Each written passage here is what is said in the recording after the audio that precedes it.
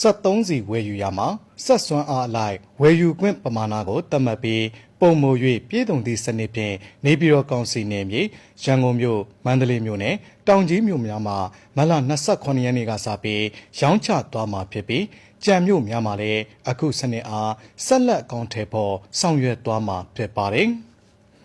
စနစ်အားအသုံးပြုရမှာမော်တော်ယာဉ်ရဲ့ဝှိတွက်မှာအာမခံမှုအမှတ်အသားဟီလိုဂရမ်ပါရှိမှသာအယောင်းဆိုင်ဝန်ထမ်းကစက္ကန့်ဖတ်မှာဖြစ်ပါတယ်။အဲ့ဒီအချိန်မှာဂတ်ကားဖြစ်ပါကဂတ်ဆိုင်တွင်သာဝယ်ယူရန်စာသားပေါ်လာမည်ဖြစ်ပါသည်။ဓာတ်ဆီဒီဇယ်စီကားများဖြစ်ပါကမော်တော်ယာဉ်နံပါတ်တစ်ပတ်အတွင်းဝယ်ယူခွင့်ပမာဏဝယ်ယူပြီးတဲ့ပမာဏဝယ်ယူရန်ကြန့်ရှိတဲ့ပမာဏပေါ်လာမှာဖြစ်ပါတယ်။ဝယ်ယူမိစီအမျိုးအစားနှင့်ပမာဏကိုဖြည့်သွင်းပြီးဝယ်ယူနိုင်မှာဖြစ်ပြီးရောင်းချသည့်ဆိုင်နံပါတ်တီနီယာစီပမာဏများအလိုလျောက်စားပါသို့ဝင်ရောက်သွားပါမည်ဒုတိယအကြိမ်ထပ်မံဝယ်ယူမဲ့အချိန်မှာကျူတာကုန်နေပါကဝယ်ယူခွင့်မပြုကြောင်းဖော်ပြပေးပါမည်သတ်မှတ်ထားသည့်ကျူတာကိုတစ်ပတ်အတွင်းအပြီးအပြတ်ဝယ်ယူကြပါမည်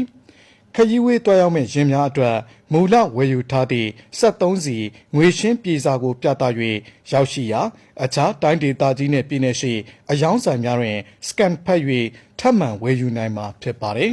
။အဝေးပြေးပြေးဆွဲနေသည့်အထူးဘတ်ကားလူမှုကူညီရေးရင်လူနာတင်ရင်နေပန်ရင်စီပင်အမိုက်သိမ်းရင်ရေပုတ်ဆုပ်ရင်စားတဲ့ခြင်းများကို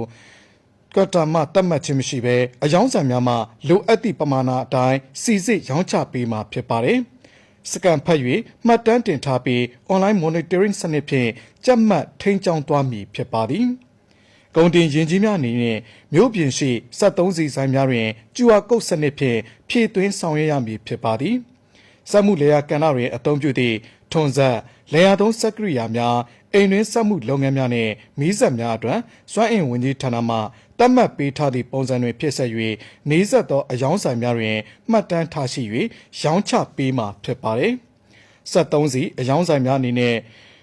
ဘားကုတ်သို့မဟုတ်ကြွာကုတ်ဖတ်၍ရောင်းချပေးထားမှုနှင့်ပုံစံတွင်ဖြည့်ဆက်၍ရောင်းချပေးထားသည့်73စီပမာဏကိုသာပြန်လည်ဖြည့်တင်းခွင့်ရရှိမည်ဖြစ်ပါသည်။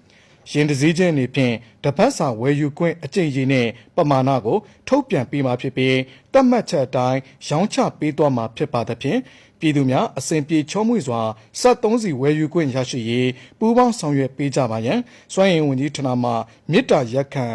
အသိပေးထုတ်ပြန်ထားပါတယ်ခင်ဗျာ။